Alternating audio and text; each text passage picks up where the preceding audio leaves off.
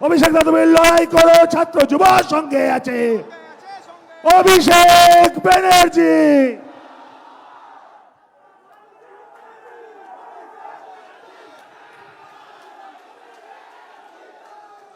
নমস্কার।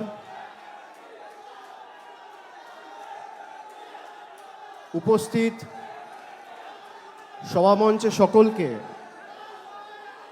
আমার শ্রদ্ধা কৃতজ্ঞতা প্রণাম জানাই। আজকের সভার সভাপতি বৈশানহর চ্যাটার্জি থেকে শুরু করে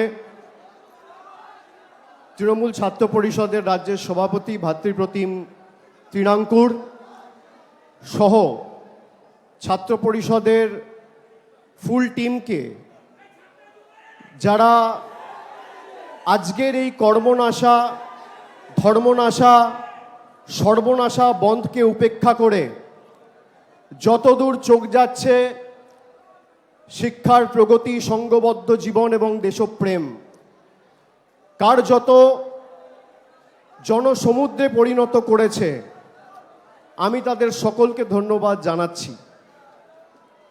গতকাল ভারতীয় জনতা পার্টি 12 ঘন্টার বাংলা বন্ধ ডেকেছিল। আমরা যবে থেকে 2011 সাল থেকে এই রাজ্যে ক্ষমতায় এসেছি, আমরা বারে বারে বলেছি আমরা এই বন্ধের রাজনীতির বিরুদ্ধে, এই কর্মনাশা, সর্বনাশা, ধর্মনাশা বন্ধের বিরুদ্ধে। বাংলাকে যারা অচল করতে চাইছে সেই রাজনীতির বিরুদ্ধে। আমি অনুরোধ করব ভারতীয় জনতা পার্টির বাংলার নেতৃত্বকে যে প্রতি 28শে আগস্ট আপনারা পারলে একটা করে বন্ধ ডাকুন। আপনাদের বন্ধকে কি করে প্রতিহত করতে হয় বাংলার মানুষ জানে। আজকের সমাবেশে যে সংখ্যায় ছাত্র যুবরা, তরুণরা এই সভাস্থলে মেয়র রোডে এসে উপস্থিত হয়েছে, আমি মনে করি বিগত দিনের প্রত্যেকটা 28শে আগস্টের প্রতিষ্ঠা দিবসের কর্মসূচির রেকর্ড আজকের এই সমাবেশ ভেঙে দিয়েছে। এবং যত বাংলার বিরুদ্ধে, তৃণমূলের বিরুদ্ধে কুৎসা হয়েছে, অপপ্রচার হয়েছে, চক্রান্ত হয়েছে, ষড়যন্ত্র হয়েছে, তৃণমূল কংগ্রেস তত শক্তিশালী হয়েছে। আমরা বিশুদ্ধ লোহার মতো সেই লোহাকে যত আঘাত করেছে, যত তাতিয়েছে, যত পুড়িয়েছে, যত প্রহার করেছে, সেই লোহা তত শক্তিশালী হয়েছে। একটা দুর্ভাগ্যজনক ঘটনাকে কেন্দ্র করে যেখানে সারা ভারতবর্ষের মানুষ আজকে বিচার চাইছে, সেই ঘটনাকে কেন্দ্র করে আজকে যারা রাজনীতি করছে, যারা লাশের নোংরা রাজনীতিতে নিজেদের লিপ্ত করেছে, বাংলার মানুষের কাছে তাদের মুখোশ খুলে প্রকৃত চেহারাটা উন্মোচিত হয়েছে। যারা সন্দেশখালি করে মহিলাদের মান, সম্মান, সম্ভ্রম 2000 টাকার বিনিময়ে নিজেদের স্বার্থ চরিতার্থ করতে দিল্লির বুকে বিক্রি করেছে, তাদের নারী সুরক্ষা নিয়ে কথা বলার অধিকার নেই। যাদের আমলে উন্নাও হয়েছে, কাঠুয়া হয়েছে, হাতরাস হয়েছে, বদলপুর হয়েছে, সেই নারী বিরোধী, নারী বিদ্বেষী ভারতীয় জনতা পার্টির কাছে বাংলার মানুষকে রাজনীতি করা শিখতে হবে না। যারা মুখ্যমন্ত্রী মমতা বন্দ্যোপাধ্যায়ের পদত্যাগ দাবি করছে, আমি আপনাদের বলছি গত 10 বছরে একটা তথ্য আপনাদের দিই। গত 10 বছরে সব থেকে বেশি মহিলাদের বিরুদ্ধে ক্রাইম, অর্থাৎ মহিলাদের বিরুদ্ধে অত্যাচার, অন্যায়ের ঘটনা সব থেকে বেশি কোনো রাজ্যে যদি ঘটে থাকে, এনসিআরবির তথ্য অনুযায়ী সে রাজ্যের নাম হচ্ছে উত্তরপ্রদেশ। 2 নম্বর জায়গায় মধ্যপ্রদেশ, 3 নম্বর জায়গায় রাজস্থান 4 নম্বর জায়গায়, মহারাষ্ট্র। মহিলাদের বিরুদ্ধে শ্লীলতাহানি, ধর্ষণ, অন্যায়, অত্যাচারে উত্তরপ্রদেশে গত 10 বছরে 41,733টা ঘটনা ঘটেছে। মধ্যপ্রদেশে 36,144টা ঘটনা ঘটেছে। রাজস্থানে প্রায় 28,000 ঘটনা ঘটেছে। মহারাষ্ট্রে 25,000 ঘটনা ঘটেছে। উত্তরপ্রদেশের মুখ্যমন্ত্রীর নাম কি? যোগী আদিত্যনাথ, ডবল ইঞ্জিন সরকার। মধ্যপ্রদেশের মুখ্যমন্ত্রীর নাম কি? মোহনলাল যাদব, ডবল ইঞ্জিন সরকার। রাজস্থানের মুখ্যমন্ত্রীর নাম কি? ভজনলাল শর্মা, ডবল ইঞ্জিন সরকার। আর মহারাষ্ট্রের মুখ্যমন্ত্রীর নাম কি? একনাথ শিন্দে, ডবল ইঞ্জিন সরকার। ক্যামেরার সামনে অন রেকর্ড বলে যাচ্ছি, পারলে এই 4 জন মুখ্যমন্ত্রীর পদত্যাগ দাবি করবেন, তারপর মমতা বন্দ্যোপাধ্যায়ের দিকে আঙ্গুল তুলবেন। ক্ষমতা আছে, ক্ষমতা আছে। এখানে যারা বোনেরা বসে আছে, আমি তোমাদের জিজ্ঞেস করতে চাই, বলো ভারতবর্ষে ধর্ষণ বিরোধী কঠোর আইন আসা উচিত কি উচিত না? হাত তুলে বলো, উচিত কি উচিত না? ভারতবর্ষে টাইম বাউন্ড, অর্থাৎ 1 থেকে 2 মাসের মধ্যে ট্রায়াল এবং কনভিকশন শেষ করে দোষী সাব্যস্ত করার মতো কঠোর আইন ভারতবর্ষের সংসদে আসা উচিত, হ্যাঁ কি না? হাত তুলে বলুন, জোর গলায় বলুন। বিজেপির নেতাদের বলবো, যারা নবান্ন অভিযান করে মুখ্যমন্ত্রীর পদত্যাগ দাবি করছেন, সাংসদ অভিযান করে ভারতবর্ষে ধর্ষণ বিরোধী আইন আনার জন্য নরেন্দ্র মোদীর কাছে দাবি জানান। ক্ষমতা থাকলে স্বরাষ্ট্রমন্ত্রী অমিত শাহর কাছে দাবি জানান। বিজেপির সভাপতি, যে বিজেপি দেশ শাসন করছে, জেপি নাড্ডার কাছে দাবি জানান। দেখি কত ধানে কত চাল। আমি আপনাদের বলছি, এদের ক্ষমতা নেই ধর্ষণ বিরোধী আইন ভারতবর্ষে আনবে। তার কারণ, যদি ভারতবর্ষে এই কঠোর ধর্ষণ বিরোধী আইন আসে, তাহলে সব থেকে আগে জেলে যারা যাবে তারা হচ্ছে বিজেপির লোকজনেরা। সব চোর, ছেচ্চোর, চিটিংবাজ, মাতাল, পাতাখোর, খুনি, ধর্ষক সব বিজেপিতে।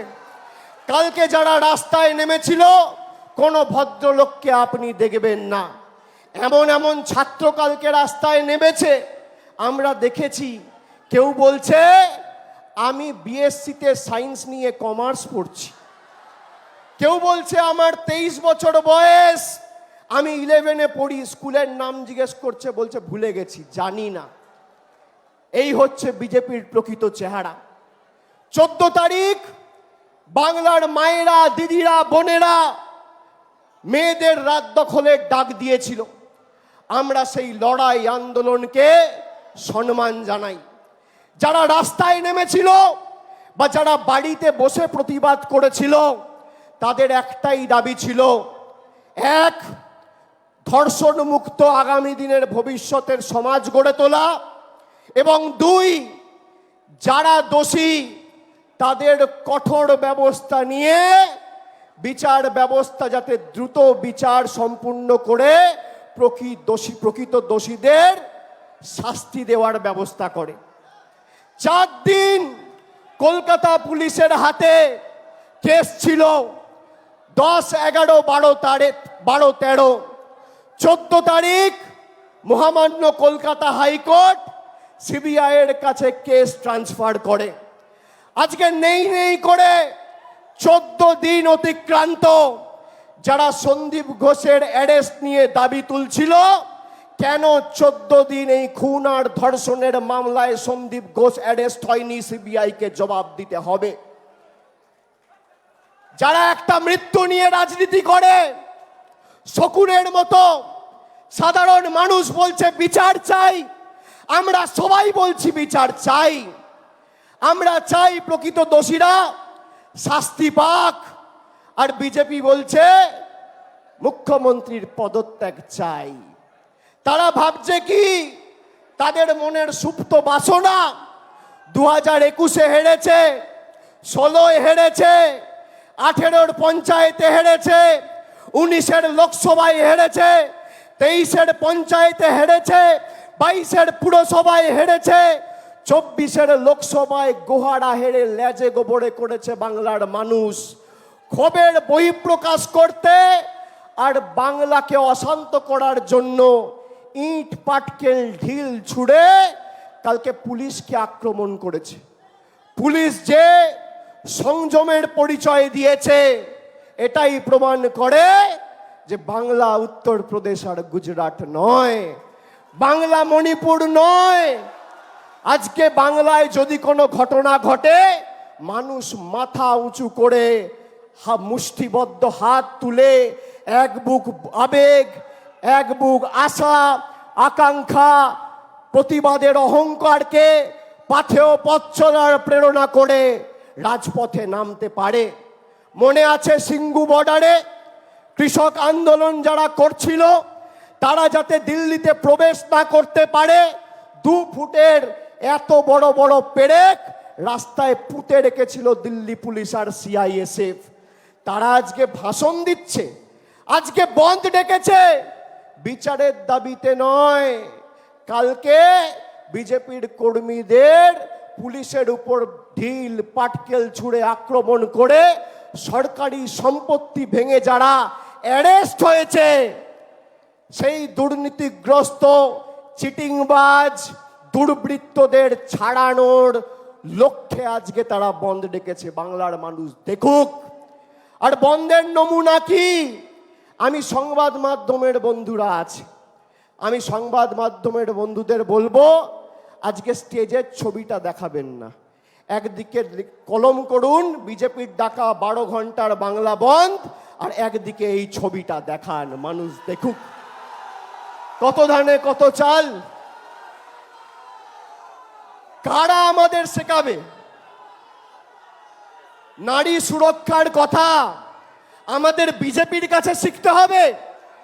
যে বিজেপির সরকার মণিপুরে 2 জনজাতি মূলবাসী মহিলাকে বিভক্ত করে রাস্তায় হাঁটিয়েছিল, সেই মণিপুরের মুখ্যমন্ত্রী এখনো পদত্যাগ করেনি। শুভেন্দু অধিকারী, দিলীপ ঘোষ আর সুকান্ত মজুমদারকে বলবো যদি বিবেক থাকে আর বুকের পাটা থাকে বীরেন সিং এর পদত্যাগ দাবি করুন, যোগী আদিত্যনাথের পদত্যাগ দাবি করুন। লজ্জা লাগে না? যাদের আমলে হাতরাস হয়েছে, যাদের আমলে উন্নাও হয়েছে, যাদের আমলে কাটুয়া হয়েছে, বদলপুর হয়েছে, আমি আপনাদের একটা কথা দিয়ে যাচ্ছি আজকে, এই আন্দোলন আমরা দিল্লি অবধি নিয়ে যাব। আমি কথা দিয়ে কথা রাখার ছেলে। শুরু তুমি করেছো, শেষ আমরা করব। 100 দিনের আন্দোলন। আমরা যখন গরিব মানুষের টাকা চাইতে, গরিব মানুষের প্রাপ্য টাকা বাংলায় হেরে গিয়ে জোর জবরদস্তি এই বাংলা বিরোধী বিজেপি আটকে রেখেছিল, আমরা দিল্লিতে আন্দোলনের ডাক দিয়ে এখান থেকে ট্রেনের ব্যবস্থা করে 3টে ট্রেন বুক করেছিলাম। রেল দপ্তর আমাদের থেকে টাকা নিয়েছিল। টাকা নেওয়ার পরেও শেষ মুহূর্তে সেই ট্রেন ক্যান্সেল করে। আর কালকে বিরোধী দলনেতা শুভেন্দু অধিকারী সংবাদ মাধ্যমে বিবৃতি দিয়ে বলছে যে আমরা ধন্যবাদ জানাই রেলকে, যাতে সাধারণ মানুষ, ছাত্র সমাজের প্রতিনিধিরা নবান্ন অভিযানে অংশগ্রহণ করতে পারে, তাই সব ট্রেনে স্পেশাল বগি, এক্সট্রা বগি লাগিয়েছে। বলুন বিজেপি বাংলা বিরোধী নয়? বলুন বিজেপি জমিদার নয়? সাধারণ মানুষের আন্দোলনের স্বার্থে যখন তৃণমূল কংগ্রেস দিল্লি দখলের ডাক দিয়ে মানুষের প্রাপ্য অর্থ দিল্লি থেকে ছিনিয়ে আনার আন্দোলনের ডাক দেয়, তখন গরিব মানুষ যাতে দিল্লি যেতে না পারে সেজন্য ট্রেন ক্যান্সেল হয়। আর বাংলাকে অশান্ত করার জন্য সেই মোদি আর বিজেপি সরকারের নেতৃত্বাধীন বৈষবের রেল মন্ত্রক এক্সট্রা বগি লাগিয়ে সরকারি সম্পত্তি যারা ভাঙচুর করে তার ব্যবস্থা করে। জবাব দেবো কি দেবো না আমরা? আমি আপনাদের বলছি, তারা বলছে দাবি এক, দফা এক, মুখ্যমন্ত্রীর পদত্যাগ। তারা বলছে দাবি এক, দফা এক, মুখ্যমন্ত্রীর পদত্যাগ। আমি বলি দাবি এক, দফা এক, ধর্ষণ বিরোধী আইন। আগামী দিন তৃণমূল কংগ্রেস দিল্লির সরকার এবং কেন্দ্রের সরকারকে আগামী দিন যাতে এই সরকার ধর্ষণ বিরোধী আইন আনে। আপনি বলুন আমাকে, রাতারাতি এই সরকার নোটবন্দি করতে পারে, তাহলে ধর্ষণ বিরোধী আইন আসে না কেন? রাতারাতি এই সরকার লকডাউন করতে পারে, তাহলে ধর্ষণ বিরোধী আইন আসে না কেন? রাতারাতি এই সরকার অর্ডিন্যান্স এনে দিল্লির নির্বাচিত সরকারের ক্ষমতা কুক্ষিগত করে নিজের কাছে রেখে দিতে পারে, তাহলে ধর্ষণ বিরোধী আইন আসে না কেন? আমরা চাই যারা এই নারকীয় বর্বর ঘটনার সাথে যুক্ত তাদের সমাজে থাকার অধিকার নেই। 9 তারিখ ঘটনা ঘটেছে, 10 তারিখ রাজ্যের মুখ্যমন্ত্রী বিবৃতি দিয়ে বলেছে যে এই কেস যদি চায় সিবিআই নিতে পারে, আমরা চাই বিচার হোক, সুবিচার হোক। আজকে 14 দিন সিবিআই তদন্ত করছে। সারদার তদন্তে 10 বছর হয়েছে, এখনো ফাইনাল চার্জশিট জমা পড়েনি। ট্রায়াল তো ভুলে যান। যত তদন্ত হচ্ছে, রবীন্দ্রনাথ ঠাকুরের নোবেল পুরস্কার থেকে শুরু করে, জ্ঞানেশ্বরী এক্সপ্রেস থেকে শুরু করে যত তদন্ত, একটারও কোনো সুরাহা হয়নি।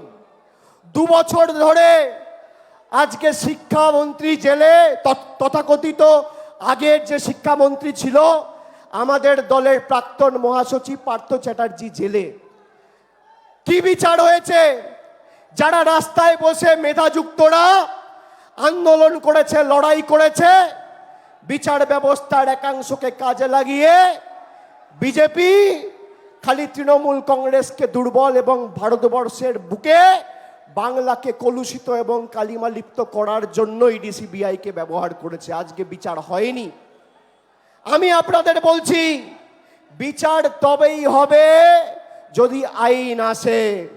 আরেকবার আপনারা জোর গলায় বলুন, পিছনে যারা আছে মাইকের আওয়াজ যত দূর যাচ্ছে, আমরা চাই যারা এই ঘটনার সাথে যুক্ত, সে যে কোনো রাজনৈতিক দল হোক, কঠোর থেকে কঠোরতম শাস্তি হোক। কিন্তু তার সাথে এই ঘটনার যাতে ভূভারতে কোনোদিন পুনরাবৃত্তি না হয়, আজকে আমাদের যেটা দরকার সেটা হচ্ছে ধর্ষণ বিরোধী টাইম বাউন্ড আইন। এই আইন যদি আগামী 3-4 মাসের মধ্যে ভারতবর্ষের কেন্দ্রের সরকার প্রণয়ন না করে, তাহলে দিল্লিতে বৃহত্তর আন্দোলন তৃণমূল কংগ্রেস গড়বে, বৃহত্তর আন্দোলন গড়বে। আর মানুষ যদি রাস্তায় নামে, কেউ আটকাতে পারবে না। মানুষ রাস্তায় নেমেছিল, 100 দিনের টাকা আপনারা পেয়েছেন, কেন্দ্রের সরকার দেয়নি, আমাদের মামাটি মানুষের সরকার, আমাদের জনদরদি মুখ্যমন্ত্রী দিয়েছে। মানুষ রাস্তায় নেমেছিল, নবজোয়ারের মাধ্যমে আমরা পঞ্চায়েতগুলো নতুন করে গঠন করে যোগ্যদের সুযোগ দিয়েছি কাজ করার।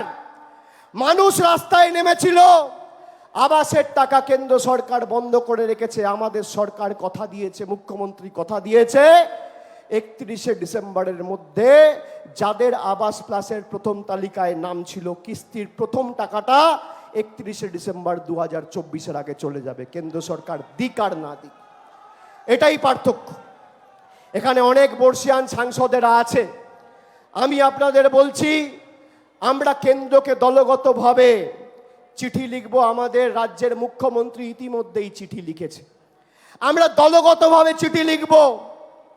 আমরা সবাইকে অনুরোধ করছি, দলমত নির্বিশেষে, আপনি সিপিএম হোক, তৃণমূল হন, কংগ্রেস হন, বিজেপি হন, রাজনীতির সাথে যুক্ত থাকুন না থাকুন, সমাজে যদি পরিবর্তন আনতে হয় এবং এই নৃশংস ঘটনার যাতে পুনরাবৃত্তি না হয় আমাদের সুনিশ্চিত করতে হয়, আমাদের চাই ধর্ষণ বিরোধী কঠোর আইন। এবং কেন্দ্রের সরকার যদি এই আইন না আনে, তাহলে প্রাইভেট মেম্বার বিলের মাধ্যমে আমি এই আইন মুভ করব দিল্লির সাংসদ। প্রত্যেকটা সাংসদের অধিকার আছে প্রাইভেট মেম্বার বিল মুভ করে সেটা আইন হিসেবে আইনসভায় পাস করিয়ে, বিল হিসেবে আইনসভায় পাস করিয়ে আইন তৈরি করা। বাংলার মানুষ আমাদের এই অধিকার দিয়েছে, আমরা আগামী দিন করব। আর একটা ছোট কথা বলে শেষ করব। মুখ্যমন্ত্রী, আমাদের দলের সভানেত্রী, তিনি সভামঞ্চে এসে উপস্থিত হয়েছেন। আমি বক্তব্য দীর্ঘায়িত করব না। আমি অনুরোধ করব খালি যে আগামী দিন ছাত্র সংসদ নির্বাচনগুলো যখনই হবে তখন 55% আসনে যাতে মেয়েরা অর্থাৎ বোনেরা লড়াই করার সুযোগ পায় সেটা আমরা সুনিশ্চিত করব। 55%, 50% নয়। What Bengal things today, India things tomorrow. আমরা মেয়েদেরকে, বোনেদেরকে, দিদিদেরকে যদি এই সুযোগ দিতে পারি, যেটা বাংলা করে দেখিয়েছে পঞ্চায়েত স্তরে, লোকসভায় আমরা করে দেখিয়েছি। বিজেপি এনেছিল উমেন রিজার্ভেশন বিল, লবডঙ্কা, কিচ্ছু করেনি। আমরা কথা দিয়েছি, কথা রেখেছি। 29 জন সাংসদের মধ্যে 12 জন সাংসদ তৃণমূল কংগ্রেসের মহিলা প্রতিনিধি রয়েছে। পঞ্চায়েত স্তরে 50% সংরক্ষণ করে আমরা দেখিয়েছি। আর ছাত্র সংসদ নির্বাচনে 45-50 নয়, 55% করার জন্য আমি অনুরোধ জানাচ্ছি এবং ভাই তৃণাঙ্কুরকেও বলবো যাতে আগামী দিন 55% কলেজ নির্বাচনগুলোতে মেয়েরা, বোনেরা প্রতিনিধিত্ব করতে পারে, তার সুযোগ তৃণমূল ছাত্র পরিষদকে করে দিতে হবে। আমি এটুকু বলে সবাইকে আরেকবার ধন্যবাদ জানিয়ে, কৃতজ্ঞতা জানিয়ে, প্রণাম জানিয়ে, শ্রদ্ধা জানিয়ে, সমবয়সীদের ভালোবাসা, শুভেচ্ছা জানিয়ে আমার বক্তব্য শেষ করছি। জয় হিন্দ, বন্দে মাতরম, জয় বাংলা। ধন্যবাদ।